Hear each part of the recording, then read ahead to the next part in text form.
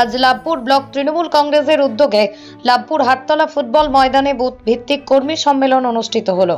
দলের কর্মী সম্মেলন থেকে দলেরই নেতাদের হুঁশিয়ারি দিলেন লাভপুর বিধানসভার তৃণমূল বিধায়ক অভিজিৎ সিনহা। তিনি বলেন, দলে থেকে কেউ যদি খারাপ কাজ করে তাদেরকে চিহ্নিত করুন, চিহ্নিত করে ব্লক নেতৃত্বকে জানান তাদেরকে দল থেকে বের করে দেওয়া হবে। কারণ দু একজন খারাপ মানুষের জন্য দলকে বদনাম করা যাবে না। দলের যদি কেউ খারাপ কাজের সঙ্গে যুক্ত থাকে তাকে দল থেকে বের করে দেওয়া হবে। এভাবেই হুঁশিয়ারি শোনা গেল লাভপুরের তৃণমূলের বিধায়ক অভিজিৎ সিনহার গলায়। একই সাথে লাভপুর ব্লকের প্রতিটা অঞ্চল সভাপতির কাছে আগামী লোকসভা নির্বাচনে সেই অঞ্চল থেকে কত ভোটে তৃণমূল কংগ্রেসকে জেতাবে তার হিসাব নিলেন তৃণমূল বিধায়ক অভিজিৎ সিনহা। লাভপুর থেকে ইকবাল হোসেনের রিপোর্ট, ডব্লিউবি নিউজ 365।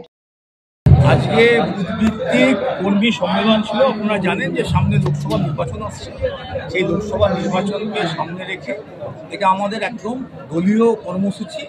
আমাদের বুথের কর্মীদের সাথে এবং অঞ্চলের নেতৃত্বের সাথে কোন বুথের কী অবস্থা, অঞ্চলের কী নেতৃত্বর কী অবস্থা, আগামী লোকসভা নির্বাচনে কী কী নতুন উন্নয়ন প্রয়োজন আছে, কী কী উন্নয়ন হয়েছে এবং তারা নিজেরা কতটা কনফিডেন্ট যে তারা তার অঞ্চল থেকে কতটা লিড করতে পারে।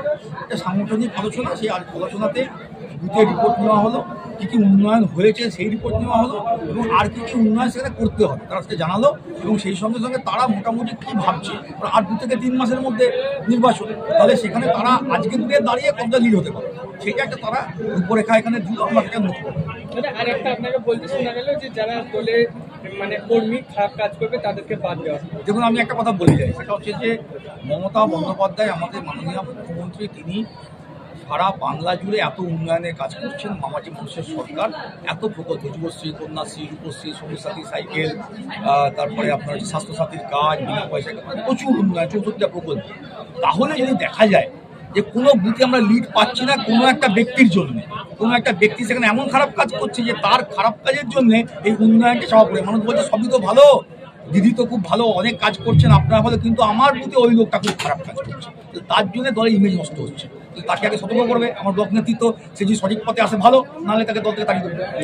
এরকম কি কাউকে এখনো পর্যন্ত চিহ্নিত করা গেছে? আমরা অলরেডি বলে দিয়েছি, তার কাজ চলছে।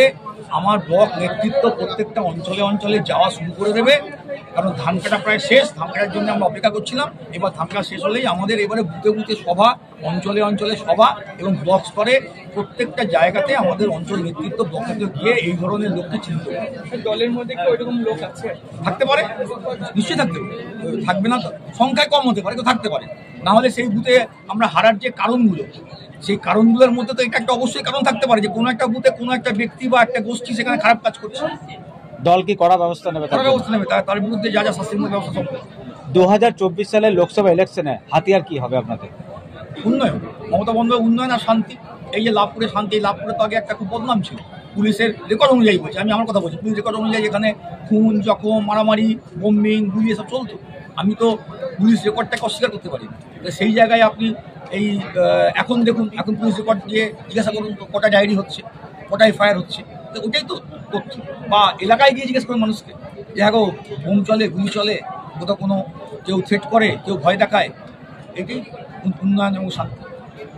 চলো সবাই।